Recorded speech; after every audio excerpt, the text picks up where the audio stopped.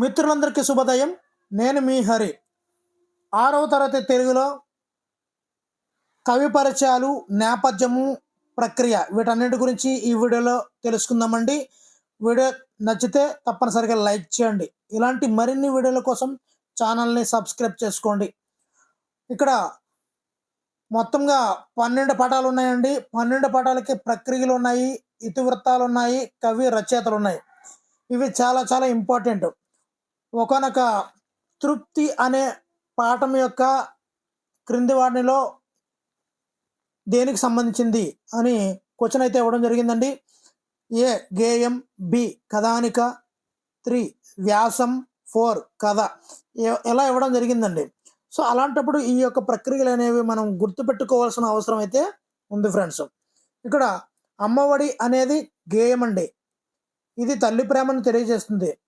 దీన్ని బివి నరసింహారావు గారు రచించారు. అదేవిధంగా తృప్తి అనే పాఠము కథానిక అండి. దీని యొక్క ప్రక్రియ కథానిక మానవ విలువలను తెలియజేస్తుందండి. దీని రచయిత సత్యం శంకరమంచి అండి. మరి 3వ పాఠం మా కొద్ది తెల్లదొరతనం. ఇది ఒక గేయం అండి. మరి దీని యొక్క ఇతివృత్తం దేశభక్తిని తెలియజేస్తుందండి. మా కొద్ది తెల్లదొరతనము రచయిత గరిమెల్ల సత్యనారాయణ అండి. అదేవిధంగా 4వ పాఠం సమయస్ఫూర్తి. ఇది ఒక కథ అండి. అంటే ఇతివృత్తం కూడా సమయస్ఫూర్తే. దీని యొక్క రచయిత కందుకూరి వీరేశలింగం గారండి. అదేవిధంగా ఇక్కడ 5వ పాఠం మన మహానీయులు. ఇది ఒక వ్యాసం అండి. దేశభక్తి ఇతివృత్తంగా ఉంది. కొంతమంది రచయితల బృందం దీనిలో ఉన్నాయండి. అదేవిధంగా 6వ పాఠం సుభాషితాలండి.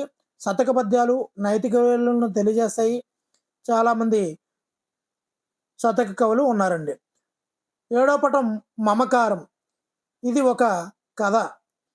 ఈ మమకారం భాష మీద ఇష్టం, భాషాభివృద్ధిని తెలియజేస్తుందండి. ఈ మమకారం కవి చిలుకూరి దేవపుత్ర అండి. చిలుకూరి దేవపుత్ర. మరి మేలుకొలుపు అనే పాఠం 8వది. ఇది ఒక పద్యం అండి. సమానత్వాన్ని తెలియజేస్తుందండి. ఇది ఇతివృత్తం సమానత్వాన్ని తెలియజేస్తుంది. ఈ మేలుకొలుపుకు రచయిత కుసుమ ధర్మన్న. అదేవిధంగా 9వ పాఠము ధర్మ నిర్ణయం. ఇది ఒక చారిత్రక కథ. ఇది స్థల పురాణాన్ని తెలియజేస్తుందండి. ఇది సేకరణ అండి. మరి 10వ పాఠం చూసుకున్నట్లయితే త్రిజట స్వప్నం. ఇది ఒక పద్యం అండి. ఇది సహానుభూతి అనే ఇతివృత్తం మీద పనిచేస్తుంది, రాయడం జరిగింది. ఈ త్రిజట స్వప్నం రచయిత కవిత్రి మొల్ల. అదేవిధంగా 11వ పాఠం డూడు బసవన్న. ఇది జీవిత చిత్రాన్ని తెలియజేస్తుందండి. ఇది సంస్కృతి సంప్రదాయాలు ఇతివృత్తంగా డూడు బసవన్న పాఠం రచించడం జరిగింది. దీని యొక్క రచయిత డాక్టర్ రావూరు భరద్వాజ్ అండి. చివరిగా ఎంత మంచి వారమ్మ అనే ఉపవాచకం ఉంది. ఇది ఒక వ్యాసం అండి. జీవన వైవిధ్యాన్ని తెలియజేస్తుంది. వెన్నెలకంటి రాఘవయ్య గారు రచించడం జరిగింది. మరి మొదటి పాఠానికి వెళ్ళిపోదామండి. అమ్మఒడి అండి. ఈ యొక్క ఉద్దేశం చూద్దాము. అమ్మ ప్రేమను గొప్పతనాన్ని తెలియజేయడం ఈ పాఠం యొక్క ఉద్దేశం అండి. అదేవిధంగా దీని యొక్క రచయిత బాడిగ వెంకట నరసింహారావు. ఈయన్నే బివి నరసింహారావు అంటామండి. ఈయన కృష్ణా జిల్లా కౌతరంలో జన్మించారు.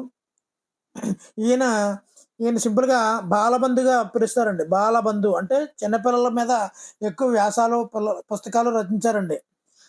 ఈయన బాలరసాలు, పాలబడి పాటలు, ఆవు హరిశ్చంద్ర, బాలతనం, చిన్నారి లోకం, పూల బాలలు, ఋతువాణి వంటి 17 పుస్తకాలు రచించారండి ఈయన.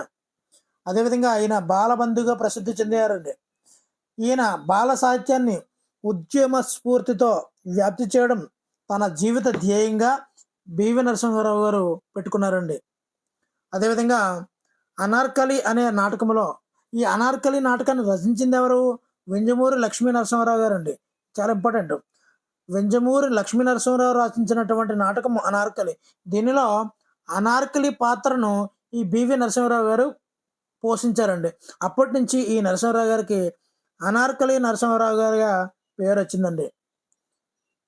మరి 2వ పాఠానికి వెళ్ళిపోదామండి.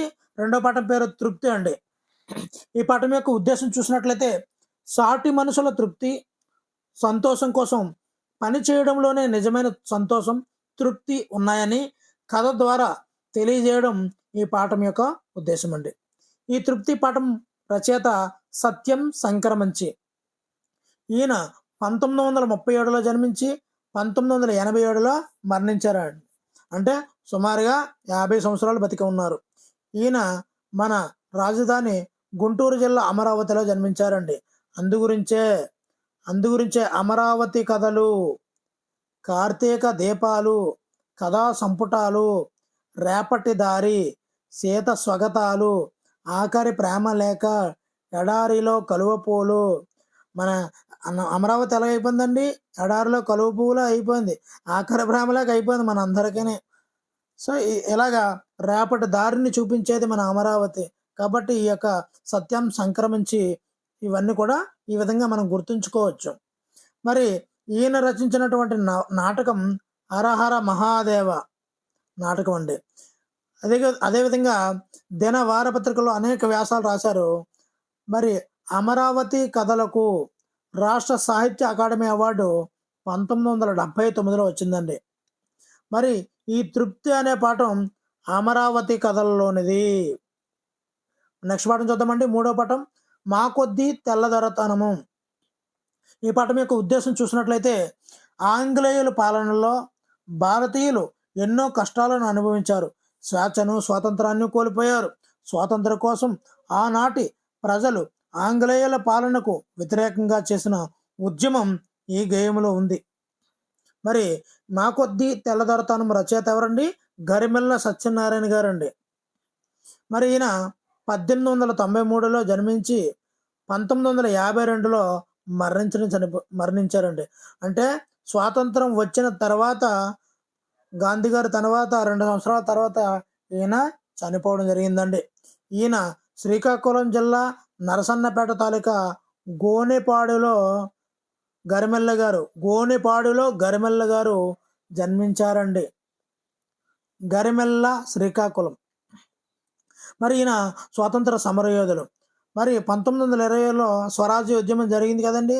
అప్పుడు 1921లో స్వరాజ్య గీతములు, 1923లో హరిజనుల పాటలు, 1926లో ఖండకావ్యాలు ఇలాంటివన్నీ రాశారండి.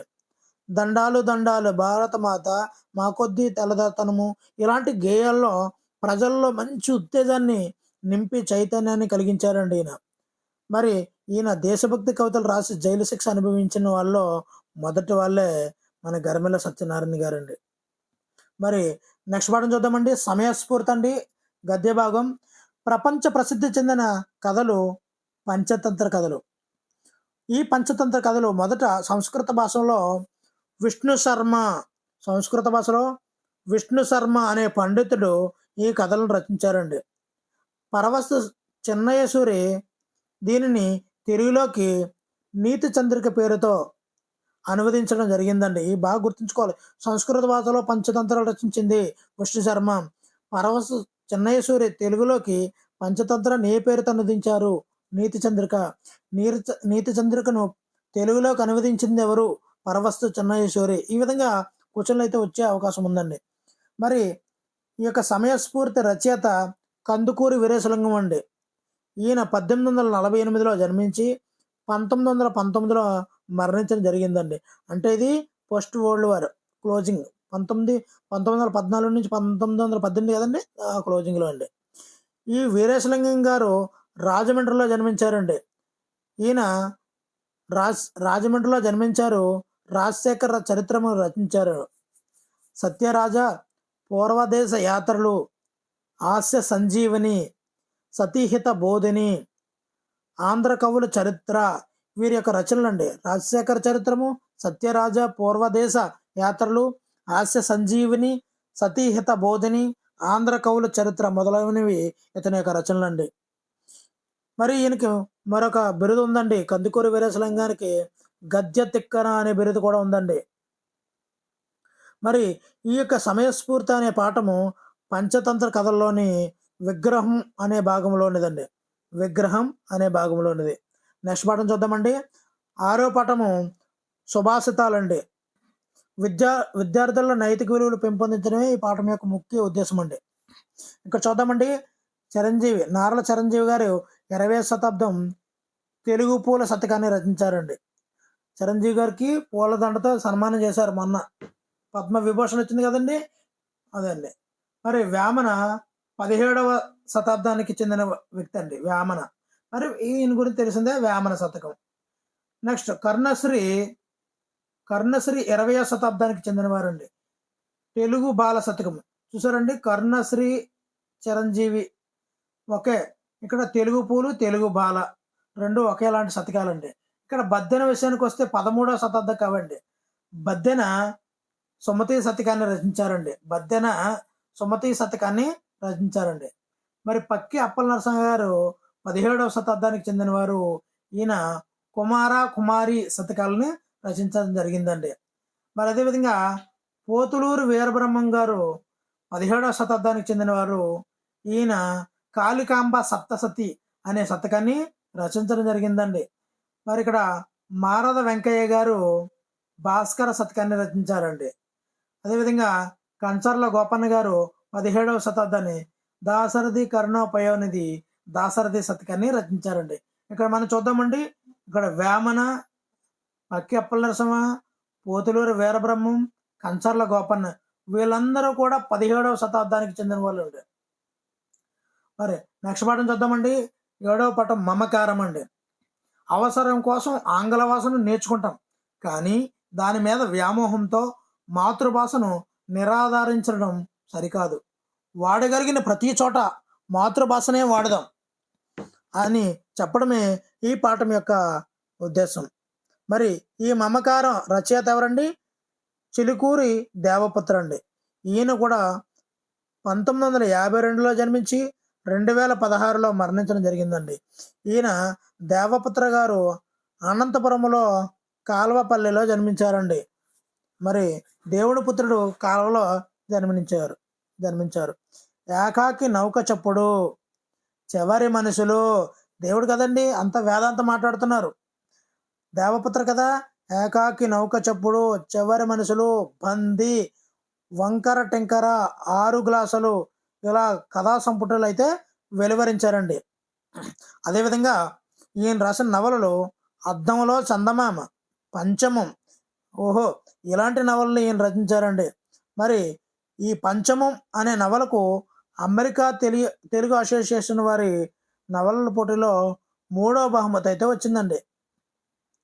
అదేవిధంగా ధర్మనిధి పురస్కారం కూడా పొట్టి శ్రీరాములు తెలుగు విశ్వవిద్యాలయంలో ఈయనకి రావడం జరిగిందండి.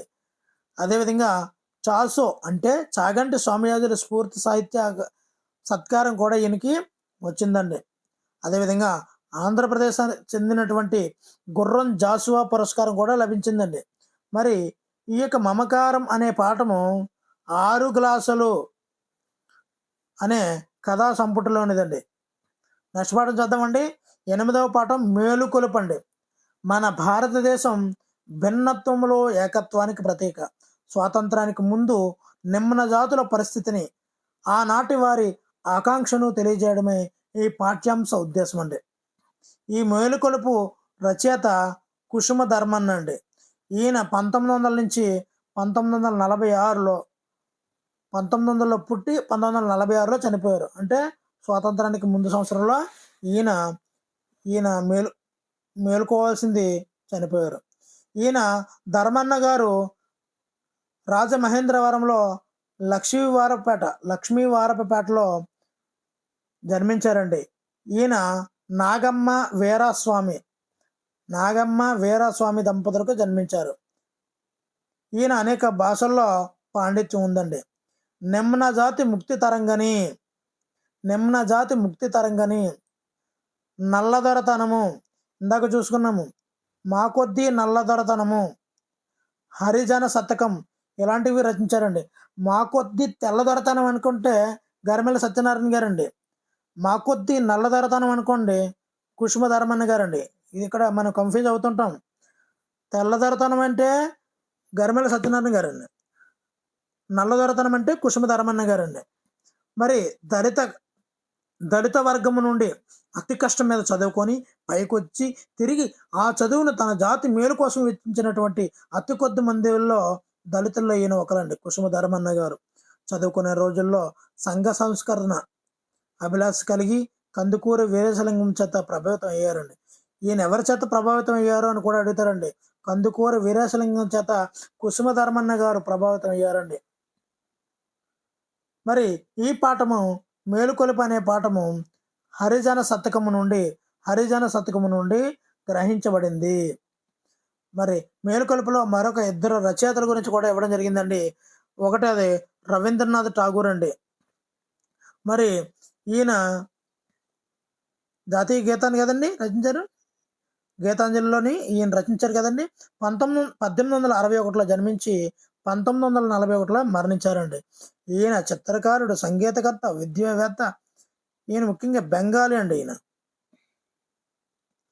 మరి ఈయన 1913లో ఆయన రచించిన గీతాంజలికి నోబెల్ సాహిత్య బహుమానం వచ్చిందండి. ఎప్పుడండి? 1913లో నోబెల్ సాహిత్య బహుమతి గీతాంజలికి వచ్చిందండి. మరి దేశాన్ని మేలుకొల్పినటువంటి మహానీయుడు ఈ యొక్క రవీంద్రనాథ్ ఠాగూర్ అండి. ఈ యొక్క మేలుకొలుపు కూడా గీతాంజలిలోనిదేనండి. మరి గుడపాటి వెంకటచలం చూద్దామండి. ఈయన తెలుగు వచనాన్ని సానబెట్టారండి. స్త్రీ స్వేచ్ఛ గురించి, సమానత్వం గురించి ఈయన పరితపించారు. ఈయన ఉపాధ్యాయుడిగా, పాఠశాల పర్యవేక్షకుడిగా తాను గమనించినటువంటి అంశాలను దృష్టిలో పెట్టుకొని బిడ్డల శిక్షణ అనే పుస్తకాన్ని రచించారు. ఈయన ఒక టీచర్ కాబట్టి బిడ్డల శిక్షణ, గుడిపాటి వెంకటచలం బిడ్డల శిక్షణ అనే పుస్తకాన్ని రాశారండి. విద్యను, పెంపకాన్ని మేళవించి అవసరాన్ని గుర్తించినటువంటి అరుదైన పిల్లల ప్రేమికుడు గుడిపాటి వెంకటచలం అండి. నెక్స్ట్ పార్ట్ చూద్దామండి. ధర్మ నిర్ణయం ఉద్దేశం చూద్దామండి. ధర్మం కోసం కన్న కొడుకుకే మరణశిక్ష విధించిన మేటి రాజు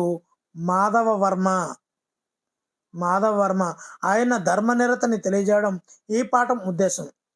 మరి విశ్వనాథ సత్యనారాయణ ఆంధ్ర ప్రశస్తి, శ్రీ కనకదుర్గ ఆలయ స్థల మహాత్యం ఈ ధర్మ నిర్ణయం అనే పాఠానికి ఆధారం అండి. మరి నెక్స్ట్ పాఠం త్రిజట స్వప్నం అండి. ఉద్దేశం రాముడు సీతను అపహరించాడు, సీతతో లంకకు చేరాడు. అశోకవనములో సింసుపా వృక్షం, ఏ వృక్షం అండి? సింసుపా వృక్షం కింద ఆమెను ఉంచాడు. తనకు అనుకూలంగా సీత మనసు మార్చమని రాక్షస స్త్రీలను ఆదేశించాడు. రాక్షస స్త్రీలు ఎన్నో రకాలుగా సీతకు నచ్చ చెప్పే ప్రయత్నం చేశారు. చివరకు చంపుతామని భయపెట్టారు. ఆ సమయంలో అంతవరకు నిదురించిన త్రిజట మేల్కొంది. తనకు వచ్చిన కలను గురించి కాపలాగా ఉన్న తోటి రాక్షస స్త్రీలతో చెప్పింది. అశోకవనంలో కష్టాల్లో ఉన్న సీతకు త్రిజట చెప్పే ఓదార్పు మాటలే ఈ పాఠ్యాంశం యొక్క నేపథ్యం అండి. మరి ఈ రచయిత, త్రిజట స్వప్నానికి రచయిత ఆత్కూరు మొల్ల, 16వ శతాబ్దానికి చెందిన కవయిత్రి. ఈ మొల్ల కడప జిల్లాలో గోపవరంలో జన్మించారండి. ఈమె రామభక్తురాలు. మొల్ల రామాయణాన్ని రచించారు. ఈమె 871 గద్య పద్యాలు ఉన్నాయండి ఈమెన రచించిన వాటిల్లో. 871 ఆత్కూరు మొల్ల. శ్రీ విద్యకు దూరంగా ఉన్న రోజుల్లో మొల్ల రామాయణాన్ని చక్కని పదాలతో సరళంగా, రమణీయంగా రాశారండి. మరి ఇది ఈ యొక్క త్రిజట స్వప్నం అనేది సుందరకాండలోనిదండి. మరి నెక్స్ట్ పాఠం చూద్దామండి. డూడు బసవన్న.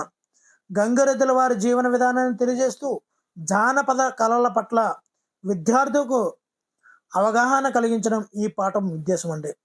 డూడు బసవన్న రావూరు భరద్వాజ గారు రచించారు. 1927లో జన్మించి 2013లో మరణించడం జరిగిందండి రావూరు భరద్వాజ గారు. ఈయన గుంటూరు జిల్లాలో తాడికొండలో జన్మించారండి. మరి ఈయన యొక్క తొలి కథ విమల. రావూరి భరద్వాజ విమల అనే తొలి కథను రాశారండి. అపరిచితులు, కథాసాగరము, అపరిచితులు, కథాసాగరం వంటి 37 కథా సంపుటాలు, ఉడతమ్మ ఉపదేశము, కీలుగుర్రం, 43 పిల్లల కథలు, కరిమ్రింగిన వెలపండు, జల ప్రళయం వంటి 17 నవలలు రాశారండి. మరి చిరంజీవి గారు పాకుట్రాళ్ళు ఉంది కదండి, మరి ఈయన రావూరి భరద్వాజ గారు రచించారండి. జ్ఞానపీఠ పురస్కారం లభించింది.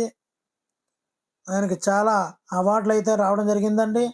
మరి ఈ పాఠ్యాంశం డూడు బసవన్న అనే పాఠ్యాంశం జీవన సమరం అనే యథార్థ గాథల పుస్తకం నుండి తీసుకున్నారండి. మరి చివరిగా ఎంత మంచి వారమ్మ అనే పాఠం అండి. మరి ఈ పాఠాన్ని రచించింది వెన్నెలకంటి రాఘవయ్య గారండి. ఈయన 1897లో జన్మించి 1981లో మరణించారు. మరి నెల్లూరి గాంధీ ఎవరు తెలుసండి? వెన్నెలకంటి రాఘవయ్య గారు. నెల్లూరి గాంధీ వెన్నెలకంటి రాఘవయ్య గారు. మరి రాఘవయ్య గారు ఈయన కూడా స్వాతంత్ర సమరయోధ కాలంలో ఉన్నారు. మరి సమరయోధులు, సంఘ సేవకులు. మరి ఈయన సహాయ నిరాకరణ ఉద్యమంలో పాల్గొన్న 21 నెలలు జైలు శిక్ష అనుభవించారండి. మరి ఈయనకి 1973లో పద్మభూషణ్ అవార్డు అయితే వచ్చిందండి. పద్మభూషణ్ అవార్డు వచ్చిందండి. యానాదులు, భారతదేశంలో ఆదివాసీలు వంటి 22 పుస్తకాలు రాశారండి. భారతదేశంలో ఆదివాసులు, యానాదులు ఇలాంటి కథ పుస్తకాలు రాశారు. అదేవిధంగా అడవి పూలు, నాగులు, చెంచులు, సంచార జాతులు వంటి 10 పుస్తకాలు రచించడం జరిగిందండి. మరి వీడియో నచ్చితే తప్పనిసరిగా లైక్ చేయండి. Thank you for watching. Me Hari signing out.